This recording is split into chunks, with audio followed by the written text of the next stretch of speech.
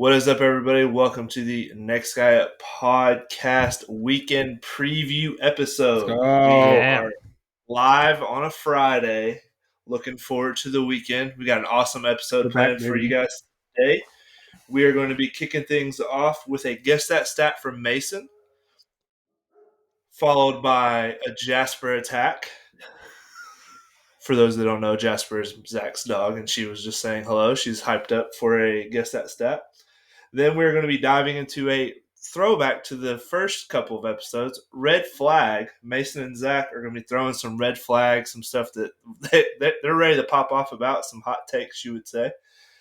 Then we're going to do a rapid recap of last weekend NFL and college football before we dive into the this weekend's matchups we're looking forward to in football, and then we'll get into the gambling side of the episode where we do our best bets, hop on a prop, and the Next Guy Up podcast parlay. That's a mouthful. That we're very close to hitting last week. So, guys, what is up? How are we?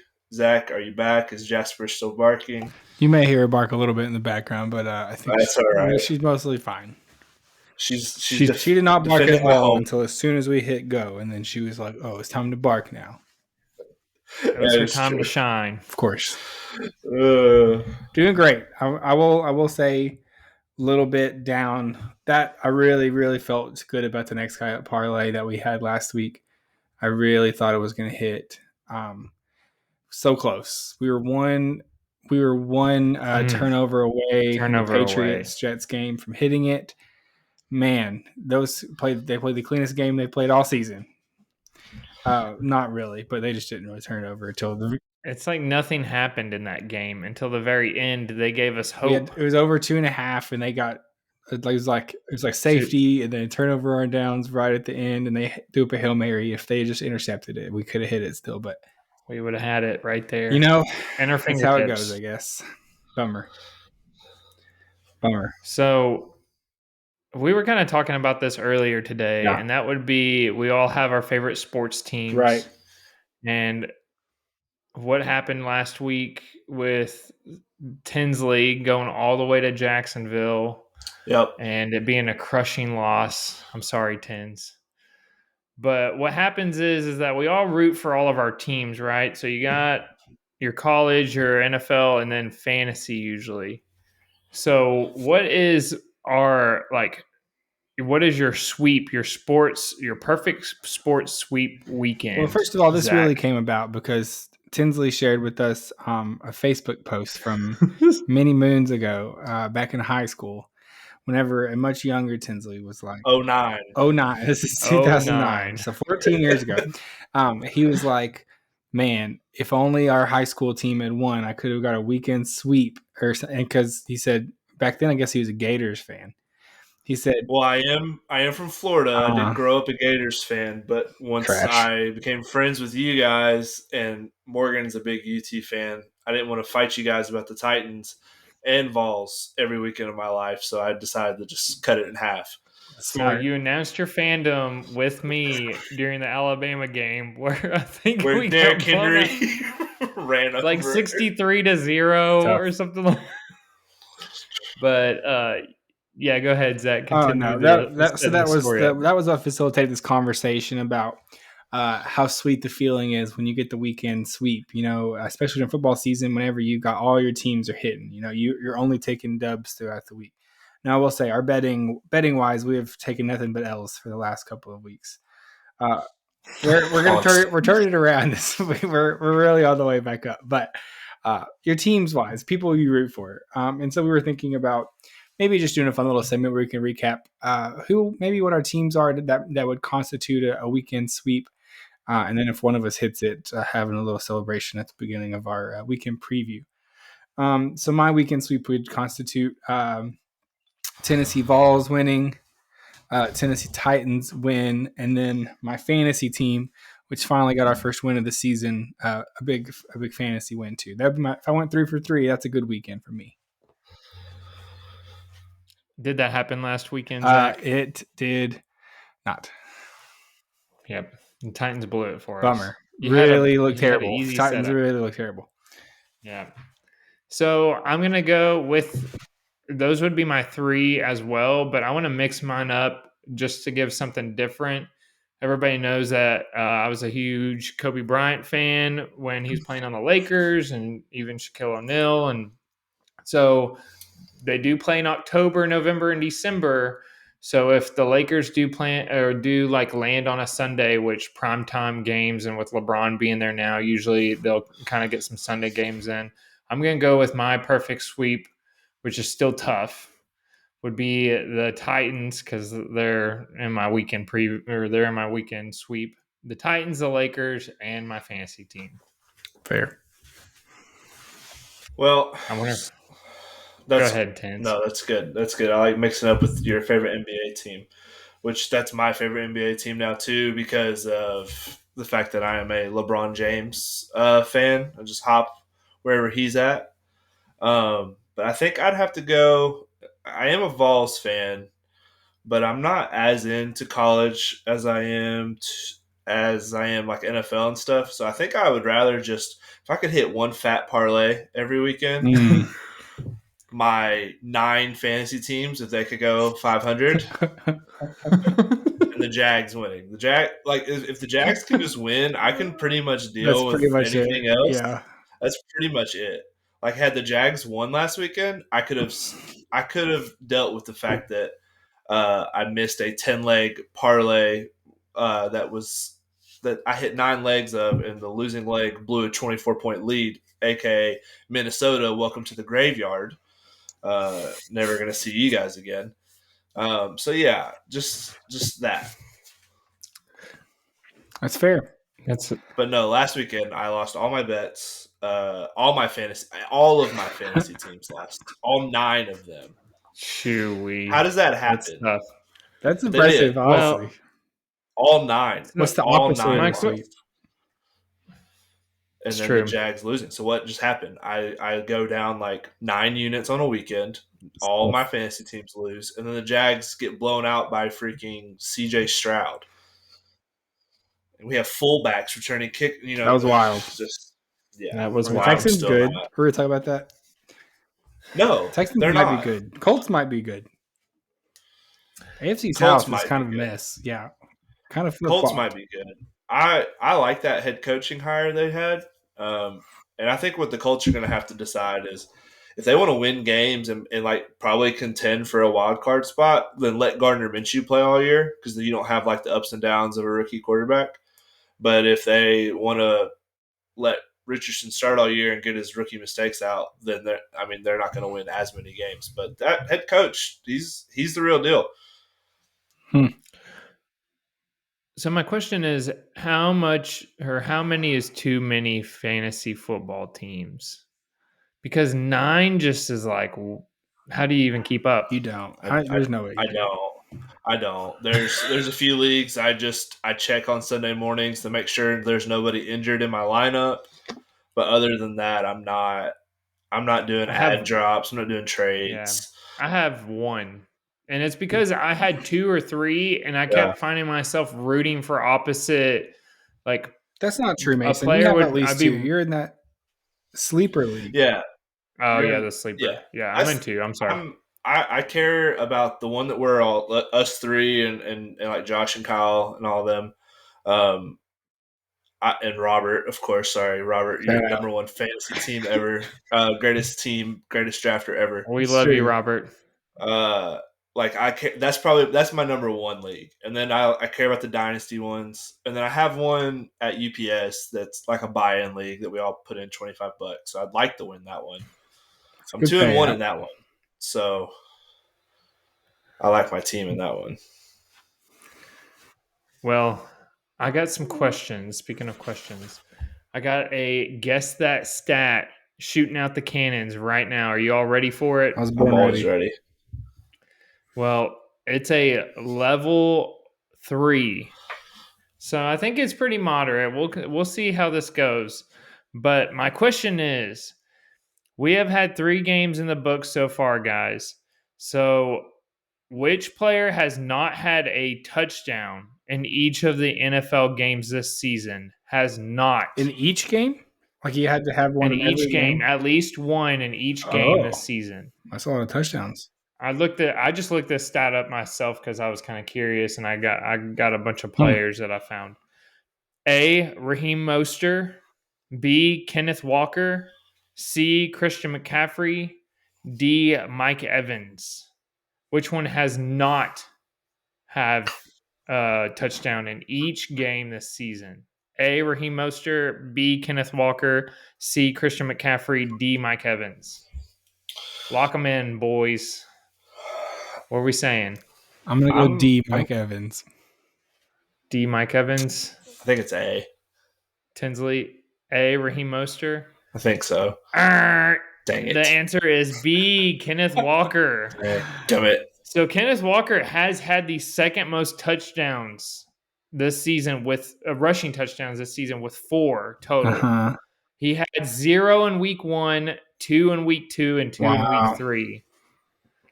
I knew Christian Kenneth McCaffrey Walker. scored at every game. Yep. The other ones I Mike did not Evans know and about. Raheem Mostert. Huh. I knew Mike Evans had because he's on my fantasy team. Or he was. I just traded him. So that is the Guess That Stat. Interesting. We brought it back. We took a little break and we We're brought back, it back baby. for this episode. We're back, baby, like we never left. So now it's red flag alert. Yeah. And Zach has been blowing up our phones about how heated he's popping off with takes. Let's hear it, Zach. I'm ready for Look, it. I'm not popping off here, but I do have a couple takes.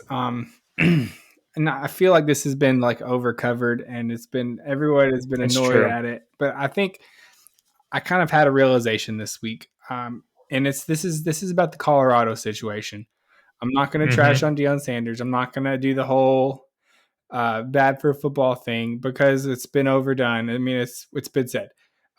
I think they lost because their team is not as good and they were missing their star player. I mean, they did get beat pretty bad. And I think a lot of people are kind of reveling in that.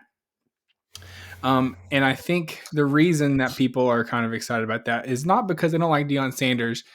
And so I'm kind of tying this into 2 different big storylines happening in football right now. There's the Deion Sanders narrative, but there's also this Taylor Swift narrative that's coming around. And there's this big joke that's like happening on TikTok and stuff of like, isn't it crazy how Taylor Swift put Travis Kelce on the map? Like that's this big joke thing that's like going around where wives tell their husbands that and just watch their husbands get mad. And I think the same thing is happening in college football with Deion Sanders. It's like, wow, isn't it crazy how Deion Sanders put college football on the map? And I think that's why college football fans get mad about the Deion Sanders thing. It's like, we've been here for a long time. Like college football has existed long before Deion Sanders was here doing his whole thing, you know? And so I think it's not less about Deion Sanders and more about the whole, he's come in and he's transformed college football forever and stuff in 3 weeks. And that's just truly not true. And same with Taylor Swift. Like the Taylor Swift thing is funny. The whole, you know, Taylor, I don't know. I've seen some funny like memes and parodies of Taylor Swift songs with her and Travis Kelce breaking up and things, which makes for good content out there. But I will say, and I saw some of the ratings for, and I think Mason has some stats for us later, but I saw some of the ratings for the game, the Chiefs game, and they're huge, like crazy numbers. And so I think both Taylor Swift and Deion Sanders could be good for football. I think that's true. I think they could be good for doing football things. But I think that the reason people like us get frustrated at these narratives is like football was around long before Taylor Swift and Deion Sanders ever put their hands on it, you know, and to say that they're changing the game all just totally is pretty annoying, I think. So I think when people are saying they're happy Deion Sanders lost, it's not because they don't like him that much. It's more just because, you know, we've been chugging along playing football for a long time here in college football land. And people who are just saying, you know, this is a pretty cool thing. College football is great, you know.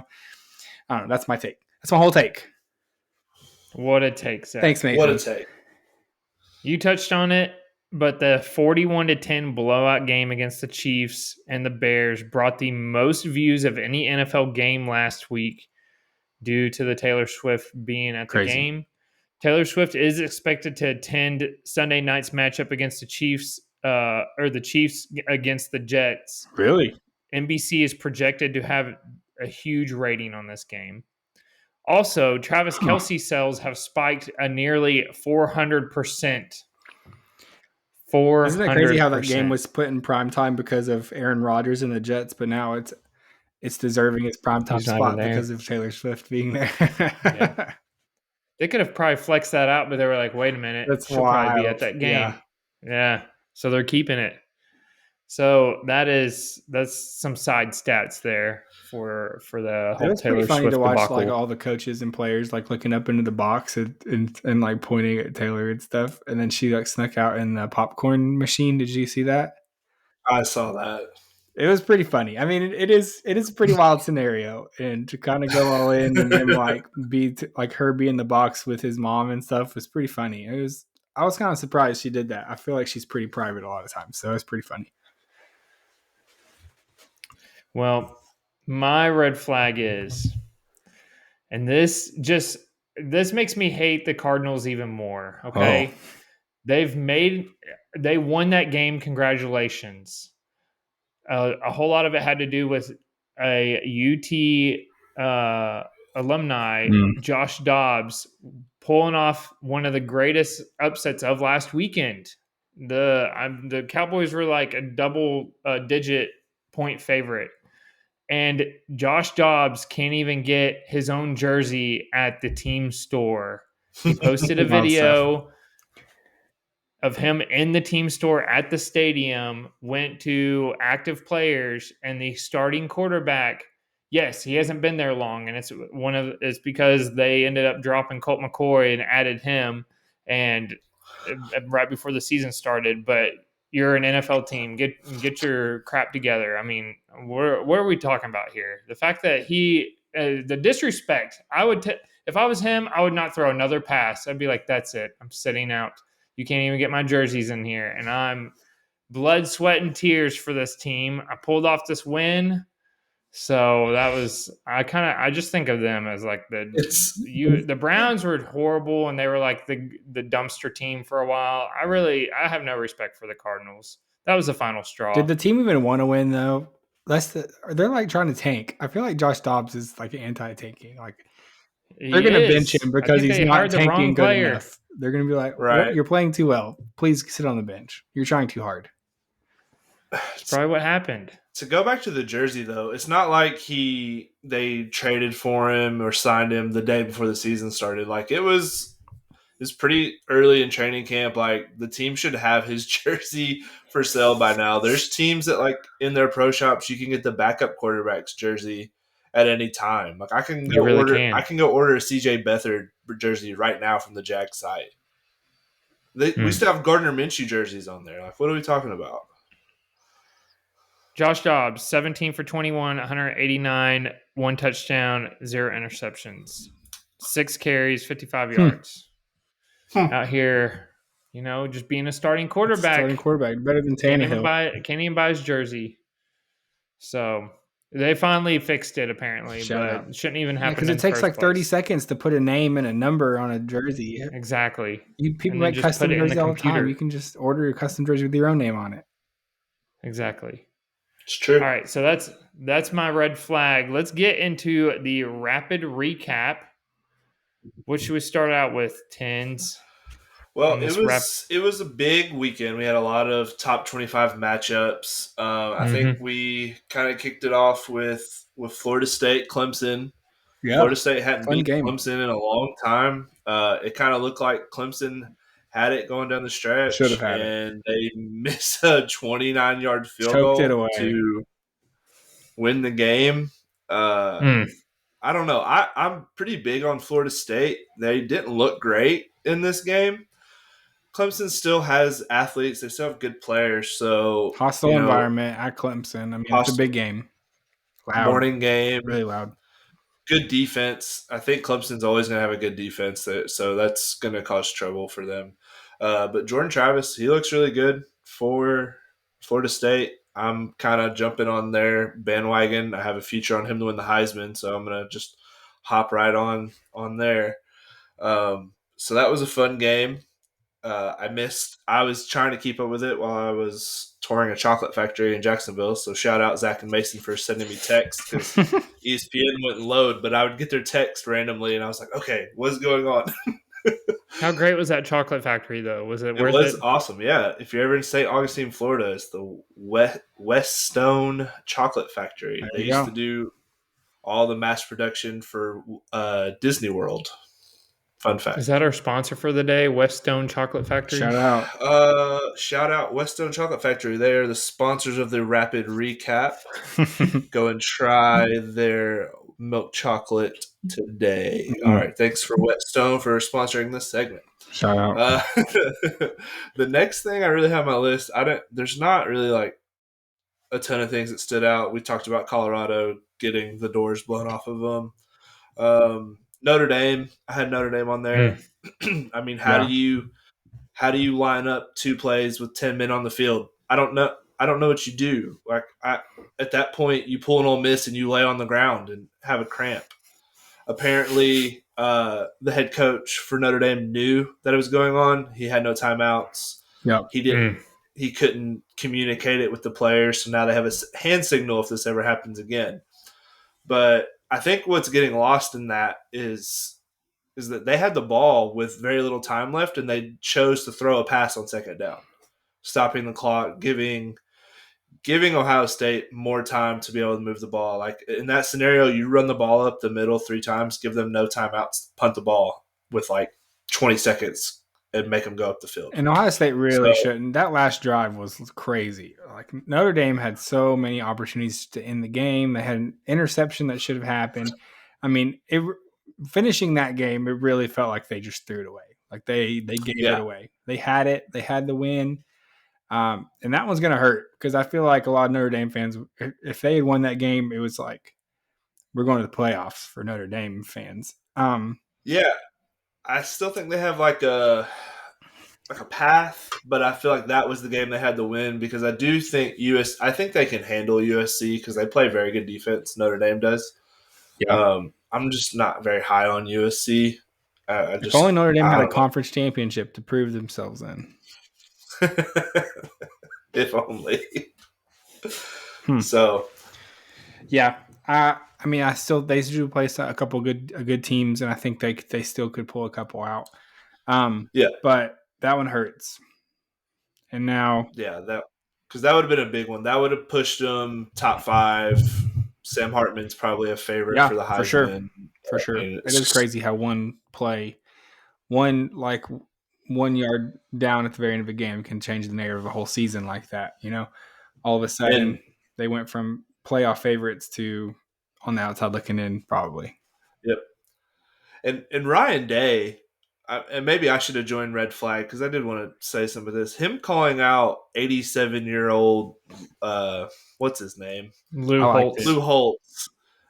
He's trying to talk like, oh, how we play physical football. He said he made a comment. We only had one bad half against Michigan the last 2 years. Like you didn't do anything physical there at the end. They only had 10 guys in the field. If they had one more defensive lineman right there, you're not guaranteed. Like Right in the quit gap. acting like quit acting like Ohio State's some. You guys have changed it to a physical football team. I think he's like so nervous to lose to Michigan for a third year in a row. He's trying to make Notre Dame his new rival. Like, no, this is the team we care about beating now.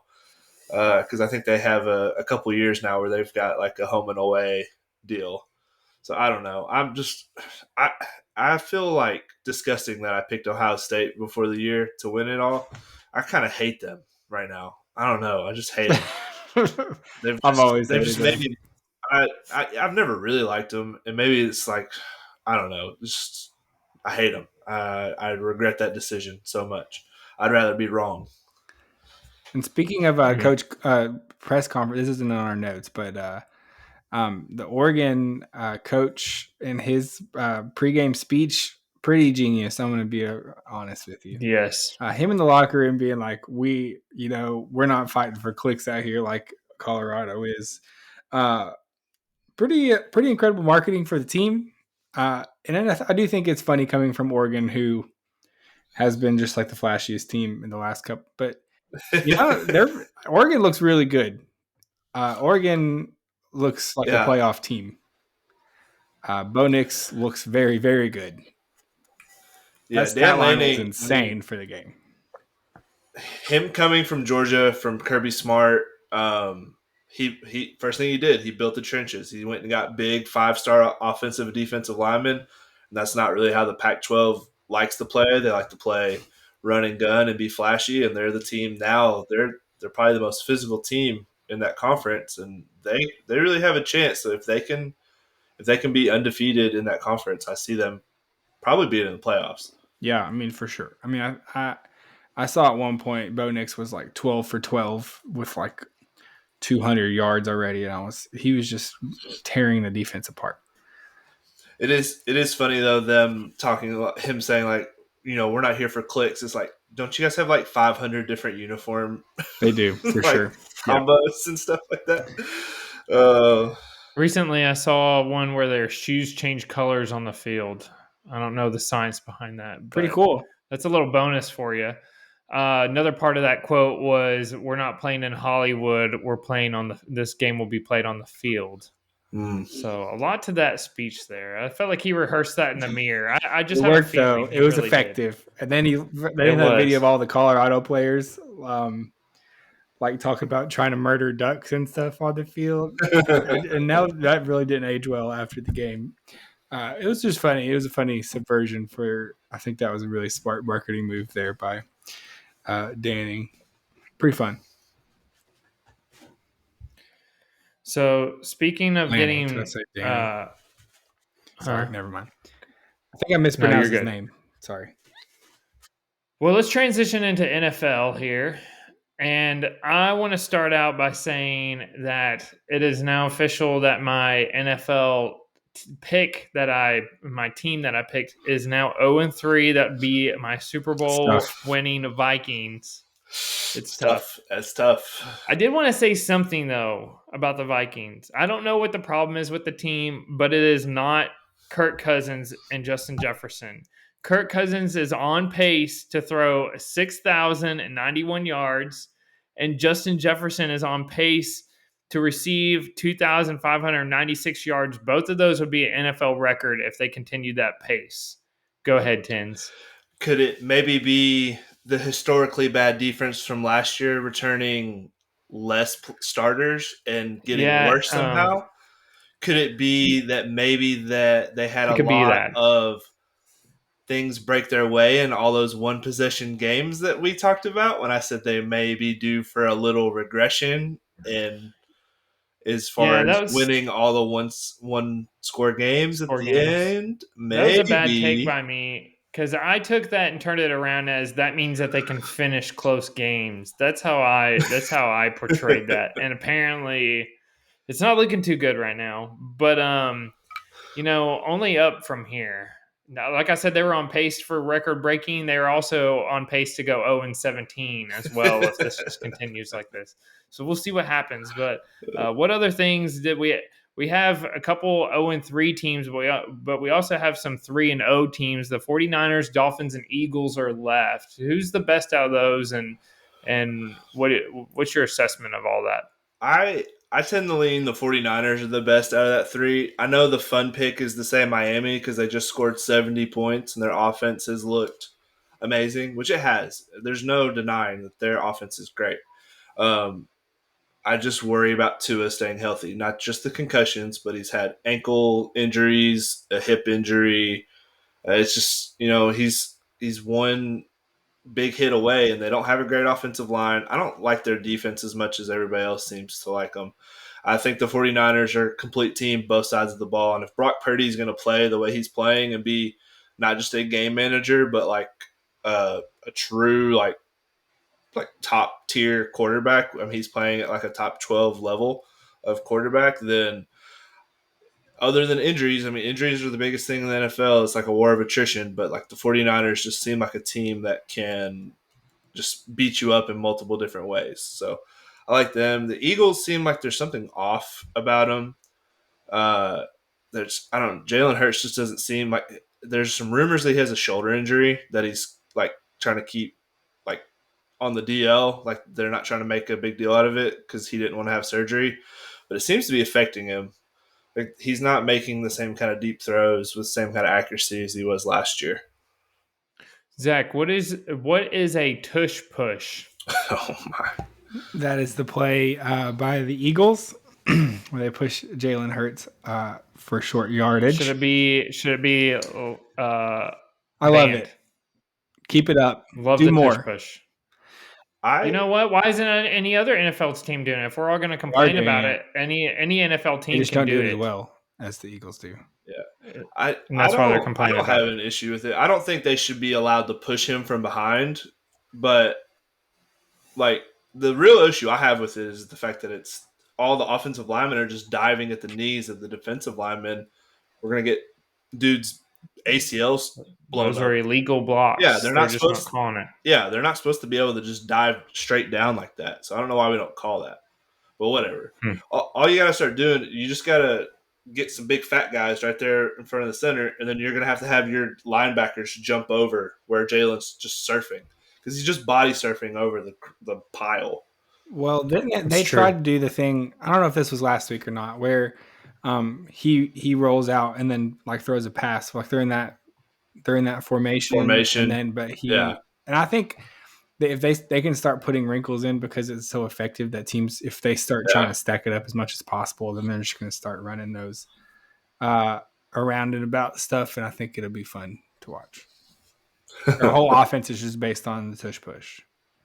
Yeah, it'll be fun. Let's do it. What a world! They just run that every play. Yeah, every play. You never know what can happen. Well, did you have any other takes about the 3-0 teams?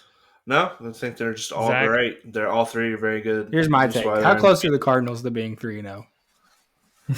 Pretty far. The Cardinals? The 2 games they lost were so close. Like they very easily could be 3-0 right now. Was their first game pretty close? I don't remember. It was. Let me look it up. Hang on. I know the Giants. You're right. The Giants, they had to have a comeback. That's right. They were leading by half. Games that they lost. Oh, okay. I'm sorry. I apologize, Cardinals. Please don't. Now, you're talking about no fans. That's the Cardinals. They don't even have their quarterback's jersey in the pro shop. Listen, that's true. I'm kind of on the Cardinals bandwagon right now. Like, I want to see the Cardinals push for the playoffs right now. That would be just the funniest narrative of all time. They lost to the Commanders 20-16 in the first game, which they really should have won. And then they lost 31-28 to the Giants. They got to definitely be 3-0 against the spread. But they play the 49ers this week. I think they've all been huge underdogs. Yeah. They got a couple tough games coming up. So we have some fun NFL and college football matchups this weekend. We all want to zone in on what we're looking forward to this weekend. I'm going to kick us off just because Tinsley just touched on the Dolphins a little bit, and I want to go over some quick stats from last weekend just because it's fun, as well as break down the game this weekend, and that would be the Dolphins at the Bills. After the Dolphins put up, everybody's heard it, 70 points against the Broncos. The Dolphins are a 2.5-point underdog against the Bills. So that's pretty wild. But also the team that got blown out, which was the Broncos only put up 20. They got blown out by 50 points. Everybody, apparently public money is going in all on them against the Bears. So that's pretty wild. The team that got blown out, they're the favorites against the Bears. The Bears are very bad. But the Bears are bad. Good assessment, Zach. Good job. Some quick stats for you about this 70-point game that happened. We'll talk about this upcoming week. Dolphins had more points in that game than the Broncos have had all season. Pretty wild. Broncos are bad. Tua has ranked first in passer rating, yards per attempt, and yard completion percentage for the season. And the last stat is the top 6 ball carriers from last week. This is of any game. All came from the Dolphins. The speed thing? Yes, the speed thing. So clocking their speed, the fastest 6 ball carriers were number 1, Tyreek Hill. Number 2, Devon. Is it a chain? A chain? It's Words with Mason. I We'll could. go I had it until you asked. until I butchered it. Number 3, Tyreek Hill. Number 4, Raheem Mostert. Number 5, Tyreek Hill again. And then number 6, the rookie running back again. So all top 6. They were just, I don't know what they had for breakfast that morning, but they were all flying apparently. Pretty wild stat there. And for this upcoming game, this is a huge divisional game.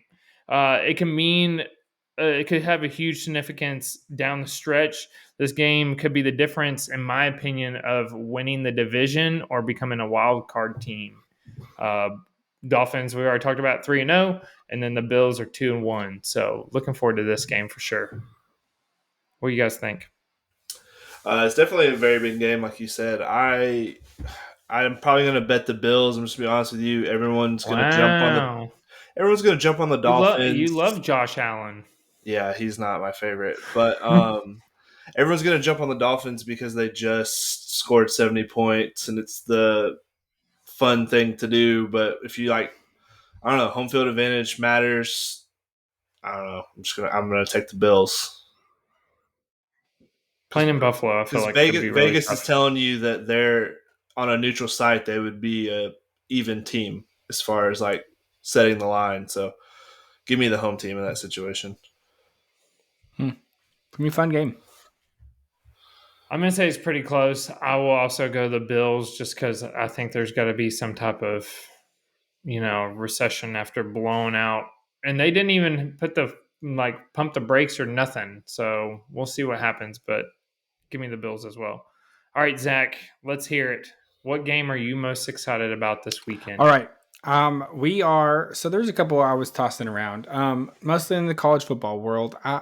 I am excited to see what happens in this LSU Ole Miss game. I think Ole Miss did not look bad against Bama. I think they are a pretty good team, and it's at Ole Miss, which can be a pretty raucous environment. LSU, I don't know what to think about LSU.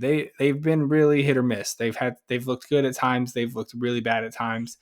I think that's gonna be a fun game. Big SEC West stuff happening there though, with Bama having a loss, LSU having a loss, Ole Miss having a loss. They're all one-loss teams at this point at the top, and so that'll be a fun one, big one. But I am going to go with Notre Dame versus Duke as my game of the week in college football. Two ranked opponents. I think Notre Dame is about 11 and Duke is about 17. Duke is undefeated right now, but hasn't played a lot of people. But they are undefeated and their defense looks really good. Notre Dame, after I trashed on them at the beginning of the season, they have not looked bad. They really gave Ohio State a run for their money and should have won that game in all reality. I think they're going to come back pretty upset about this one. It's at Duke, which I think is going to change the narrative a little bit and make it a pretty fun game. I think it's going to be close. I think the line's like 5.5, so in the favor of Notre Dame, but it's an away game, and some of those away games can go other way depending on how a couple factors go. So I think that'll be a fun one to watch. Both defenses are really good, and Notre Dame really is playing for their season. I mean, if they lose this, their playoff hopes are down the drain. Really quick. Yeah, especially since they're not in the conference. But yeah, 2 losses. You're not going to see anybody with 2 losses getting in. I definitely like that. I've got one in each. I've got one in NFL and college, but I'm going to do my college one real quick. I don't have any stats. I don't have any rhyme or reason why this is my favorite matchup, other than the fact that both these offenses are fun. I love the Big 12. Yeah. Kansas versus Texas. Texas is looking to be. They do look good. They're looking good. I didn't think they would look this good, but they look great. I like Kansas. They have a fun like 1-2 punch at quarterback. They kind of rotate in the guy from last year, Daniels, and then the guy who replaced him when he got hurt, Bean. He'll like go play receiver and then come in and play. It's wild. So they're fun to watch, and they're a fun team. That coach Leipold has done a good job rebuilding Kansas from the ashes to being a solid football program. So that game always ends up pretty close somehow. Yeah, I feel like Kansas I always think plays Texas pretty close. I feel like they covered last year too. So I'm looking forward to that game. I think it'll be fun. And then NFL wise, I'm going to go with the Eagles versus Commanders. I love a good interdivisional game early in the season. Commanders looking to have a bounce back. They just got walloped by the Bills. Sam Howell had his worst performance as a quarterback. It's only his fourth start, but he started one game last year and then these three so far. But he was bad last week. I'm looking for them to bounce back. And like I talked about earlier, I think there's something off with the Eagles. They're just not looking the same kind of dominant team as they did last year. And so I kind of see a window here for the Commanders at home to maybe steal an early NFC East game from the Eagles. Upset alert. I think I got them on upset alert. You got to watch out for those divisional games. The Commanders have one of the Eagles probably have the best defensive line in the NFL, probably, and then 49ers, Cowboys. But the Commanders are probably top five. Chase Young looks like he's bounced back from all his knee issues. They got the Alabama boys at the defensive tackle spot. So they've got some dudes over there. And then Montez Sweat is like a sack artist. So I like what the Commanders have got. So those would be my two games before we shift into our best bets.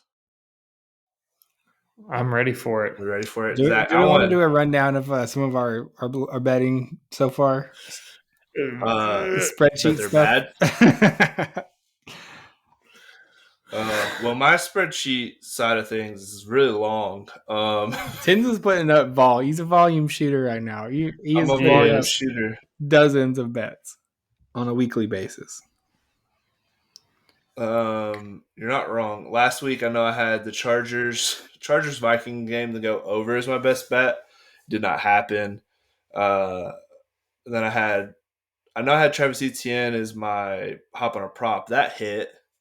So that's I went 1 for 1 on the podcast. That's pretty good. That's 50%. And then my leg of the parlay hit. Same. My leg of the parlay hit. I was 1 for 1. Tough break by your boy. Yep, we just needed one more. It was so close. Like it was a good bet. I think we just got unlucky. Yeah, the weather got unlucky. Let me see. Mason went. No, I missed one. Nick Folk did not have 2 field goals, but my hop on a prop, Kyle Pitts, yeah, he had 1. My Kyle Pitts over 33.5 yards, it hit. He didn't have a problem with that one. So here we are, 1-1, and I technically blew it for us on the parlay. But I'm feeling good today, boys. I'm feeling good too. I think we're on the way back. Don't start fading us now. This is where we get hot. We're due, right, Tins? Yeah, we're due. When you're listening to this on Friday, just ignore the picks I gave out for Thursday night because which the Packers did just score. But doesn't help us very much. No, it's not. All right. Okay. Here we go. Best bet time. Best bet. I'm going to start us out with the Steelers minus 2.5 at the Texans. We just talked about the Texans a little bit ago. Zach's wondering if they're good or not. Could be. But let me tell you a stat about the Steelers. Pittsburgh is 5-0 against the spread in the last 5 games on the road. They are going to be in Houston. Houston is 1-4 against the spread in the last games at home. So you're looking at who's the best away? That would be the Steelers. Who is the worst at home? That is the Texans. Stroud's looking pretty good. I can't go against Mike Tomlin and the Steelers and how good they have been doing against the spread. So there's my pick. Best bet, minus 2.5. Lock it in. I like that. I think the Texans have a lot of issues along their offensive line right now. You wouldn't know it because the Jags have no pass rush, but the Steelers do. The Steelers have a plethora of guys that can get after C.J. Stroud, and he is good. Like, he's looked good, and that's because he's had time in the pocket against the few teams he's played. He's not played a defensive line like the Steelers yet. So I love that bet. I'll be riding that one with you. Zach, do you want to do yours, or are you still not No, I'm ready. decided? Okay, let's hear it. We're He's rolling with it. ready. So here's my best bet. And this, I know, I'm gonna get some hate for this one, I think, but I feel good about it. Oh no. Here's what I'm saying for my best bet. Colorado at plus 21.5. They play a USC team who has a very good offense. We all know this. We know Caleb Williams is a Heisman contender, maybe in the top 2 or 3 Heisman spots right now. But we also know that USC's defense is very bad and has given up a good bit of points to some very bad teams like Arizona State, who is truly trash. They gave them a run for their money last week. And so I believe that USC's offense is very good, but I also don't believe that USC's defense is good at all. And what we know about Colorado is they're pretty similar, right? Their offense Yeah. is pretty high powered. A lot of athletes, even without Travis Hunter, they are still a good team. Still have a very good quarterback. I know that their offensive line is suspect, which it definitely is, but Shadur Sanders has been making a lot of plays. And so I'm saying plus 21.5 here because 21 is a lot of points, 3 touchdowns. Even for a USC team who puts up a lot of points, I am betting on this game going to a shootout of sorts, at least in the first half, trading some touchdowns with each other, keeping it close. I mean, I still think USC wins comfortably, but I think that they win by 14 or 17 points. I don't think Colorado goes out and gets just smacked around like they did against Oregon because I think Oregon's a better team than USC at the end of the day. I think Oregon is more well rounded on both sides of the ball, where I think USC is kind of one dimensional with a really bad defense. Yep. You know what type of game this feels like to What type of me? game, Mason? A backdoor type of game where he does not want to get blown out and he keeps pressing, and USC kind of takes their foot off the Kind of gas what a little happened against bit, and then all Oregon, of a sudden he's where you get and That's 45 he pretty big. points, and then you get 42, and then you take all your starters out. and then what happens? Colorado's like, Deion's like, nope, I'm not gonna look this bad, and Right. he continues, and they score a couple at the end. Yeah. That's a feeling I get. 21 It and is- a half Pick points is a sack. lot. That's It a is. You're big not back wrong. door at 21.5. Yeah. Not wrong. All right. I like that one too, honestly. But I'm trying to not bet too much college because it's just kicking me We'll down. see what happens on Saturday. Yeah, that's Thursday 10 saying stuff like that. Saturday 10s is crazy. Saturday 10s gets wild. All of a sudden, he's like, "Oh, I just placed 20 bets. Whoops." Spreadsheet, time to update it. All right. My best bet, I'm going with the under, and it's 40.5 right now. It's moved down a little bit from the opening line. Titans and Bengals, sorry. Titans and Bengals. Both these teams have something in common. Their offensive lines are bad. Their defensive lines are very good. Mm. The Titans right now, it's you guys are Titans fans. There's no secret. You're having a hard time scoring the ball. That's bad. The offensive line has been really letting you guys down. Tannehill is turning the ball over Not and great. doing some funny stuff. The Titans right now are averaging 15 points per game. Now, you might think I'm crazy taking an under in a game involving Joe Burrow, but here's the thing. The Bengals are only averaging 15.3 points per game. They just had their breakout game where things looked good against the Rams on Monday night. They scored 19 points. So yeah, Also, the offense didn't look that good. It was the defense. I didn't mean to cut you off. No, But yeah, that was a exactly. very defensive game for the Bengals. Yeah, like Jamar Chase finally had his first big game of the year, but they still scored 19 points. So in a game in Nashville with Joe Burrow still kind of recovering from this calf injury, and the Titans still have one of the better defensive lines in the league. Give me under 40.5 points in a game that looks to be another field goal fest. And I mean, I love my odds there. So it's minus 115 A little bit for the under. unrelated, but I don't know that I've ever seen a defensive player do what Myles Garrett did against the Titans. It was insanity watching him just tear apart the offensive line play after play after. I was like, are we just not going to try and do anything? Are we just going to let him? You guys were like getting delay of games because you would move the two tight ends to whatever side of the field he was on, and then he would just go back, and they would go I'd rather like, delay of game than have Miles Garrett just I get to know, but Tannehill like, every time. Truly there's nothing. insanity. He is a monster. They literally had like 3 guys blocking him, and then he would still get to the quarterback. He had what, 3.5 sacks? His prop was for 0.75, so should have took that. That's pretty good. Wow. Should have, could have, would have. Sheesh. That's a good prop right there, Tins. Yeah, speaking of props, maybe we should Speaking hop of on props. them. Let's hop on a prop, Mason. Hop on a prop. Hop on a prop. What you All right, got I'll for start me? us out. If you placed a bet that your boy Mason was going to be the one to talk about the Jacksonville Jaguars instead of Tinsley, you cashed your bet, because if you thought you could avoid Jacksonville Jaguars, then you would be wrong. It wasn't me. It was not Listen, me. if you want to get up at 8 a.m. and eat some breakfast and watch an NFL game, well, guess what? This weekend you can, because the Jacksonville Jaguars and the Atlanta Falcons are playing in London.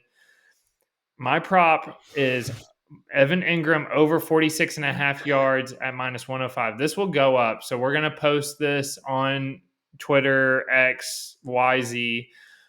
Ingram's yards last 3 games, 67, 57, 49 yards. The Jags' last London game last season, Ingram led the team in receptions, yards, and he had the lone touchdown. I expect him to show out in this game as well. If you want to, you can also watch him be a toy on the Toy Story, whatever they're doing, where they're turning the players into toys on I'm excited. Disney Plus. I might watch it.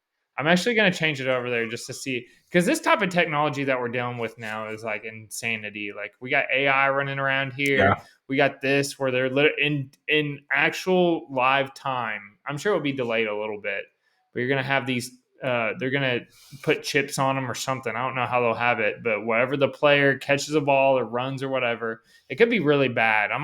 You might turn it on there and you'd be like, this is not good, or it might be really good. Like, if he catches a pass like this, is the toy going to actually catch it? Like, and of course I'm doing movements and this is a podcast, but you know what I mean. So we'll see what happens, kind of, but expect Toy Story toy Evan Ingram to score 46.5 yards or more at -105. That's my hop on a prop special. I like this one as well, not just because it's a Jaguars player, but me and Mason were texting. I think I've talked about it enough where I work at UPS, so I go in crazy hours. I was up at 2:30 this morning to get up to go to work. And what is the first thing I do when I get to work before we start? Got to go check some props. And this line was at, what I say, was at 38.5? 38.5. Yeah, so, I mean, this thing's been moving up all day. Doug Peterson has taken back play calling responsibilities from Press Taylor. Is like a hush-hush thing. He's saying he's not, but he is. He loves to get the tight ends involved. He's going to get Evan Ingram going, get the offense in a rhythm, quick passes. So I definitely like this a lot and need it just for personal reasons, not even betting. I just need the Jaguars to get rolling here. All right. So my hop on a prop. Now, who would have thought I'd be taking a AFC South rival? But here I am. Wow. Michael Pittman Jr.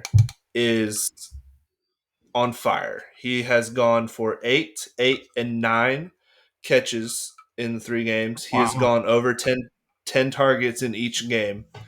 His prop is over 5.5 at -120, and I'm locking it in. I think he's great against man. He's a big body receiver who gets good separation, but he's also great against zone. He finds the soft spots in the zones and finds somewhere to settle down for the quarterback to find him and get the chains moving. He's got good chemistry with Anthony Richardson, who looks like he will be returning as the starter after his concussion. But if not, if Gardner Minshew is the one who's out there, he played well with him last week. He had 9 targets. The Rams like we just talked about, Jamar Chase just finally had his breakout game for like 10 catches, 150 something yards. So I definitely like Michael Pittman to have over 6 catches in this game. And Love it. and weather doesn't matter. I don't remember if they play in Indy. I think they play in Indy, but they're in a dome. If not, if they're in LA, they're in a dome too. So we don't have to worry about like a gross weather game where they're not going to be passing the ball around. It's a good pick, Tens. Zach, did you have a hop on a prop? I don't. That's okay. I'll forgive you this Thanks. one. I just saw I just saw your parlay leg. Oh, that's gross. Oh no, dang it. I just saw it too. Let's transition to our next guy up, parlay. Zach, why don't you start us off? All right, here we are. Listen, I went through the whole slate of college football, and I was trying to find something I liked, something I felt really good about. I stumbled upon this game. Possibly not a good game. And that would be Missouri at Vanderbilt. Vanderbilt is Vanderbilt doesn't look very good. I'll say that they're 2-2. They played 2 pretty bad teams and beat them. Played 2 okay teams and lost to them. Now here's the situation. They are playing Missouri. Missouri is 4-0 right now. Ranked Heck yeah, they are, 23. But here's the deal about Missouri. I don't believe in Missouri. I think they are very bad as well. Let's take a quick look at their wins so far this year. This Missouri team, who is receiving a little bit of kind of fanfare for their season up to this point. Some of us, if you listen to the pod over the summer, you listened to me and took 6.5 wins. Of course, you're rooting for Missouri. I mean, 6.5 wins. That's looking pretty good at this point. They beat South Dakota. They beat Middle Tennessee State by 4 points, 23-19. Powerhouse. They beat Kansas State by 3 points. And then they beat Memphis last week by 7 points. This is not a Missouri team that is just wrecking worlds out here. They, in fact, do not even look very good at themselves. And so the pick that I took is in this game of pretty mediocre teams. Missouri is the worst 23 ranked team that's ever existed. The line is 13.5 for Missouri to win. It's at Vanderbilt. We know Vanderbilt can be a tough home field. They're tough situation to play in. That's sarcastic. It's not. But against all odds, I'm taking Vanderbilt to cover at plus 13.5. I think they are not as bad as people think, and I think Missouri is not as good as people think, and it's going to come out in the wash. I think Missouri still wins, but just not by more than 13.5 points. All right. I'm going to make a suggestion that we alternate line that to plus 14 to avoid the hook, but that is something that we can discuss as a group. Let's do it. Should we lock it in? I'll change it. We have a little. Why don't we give ourselves the extra hook and 14.5? Just because we can at least get it voided if it's all right. 14.5 total. I'll tease it. Let's do. Okay, it's minus 133 at 14 plus 14.5. That's how quick to the draw I am. Ooh. Okay. So it's never mind. I was about to give our total payout, but let's go ahead and go through each one. Tens, go ahead and tell us what the second leg of our parlay will be. All right, so I am rolling I'm rolling with Miles Sanders over 57.5 yards rushing. Or 50, it's moved. Okay, 57.5 yards rushing. Beautiful. They're playing the Vikings at home. It sounds like Bryce Young's going to give it a go. He's had this ankle injury. I think they're going to lean on the run game here a little bit. The Vikings cannot stop the run to save their lives. I think they're going to lean on the vet, even if Bryce Young's back, because they don't want to further injure him. So, 57.5 yards, get me at 58. I like that. All right. Good pick, Tens. The third leg is going to be Bijan Robinson. Is that how you say his first name? Bijan. Bijan, like Dijon. Yeah.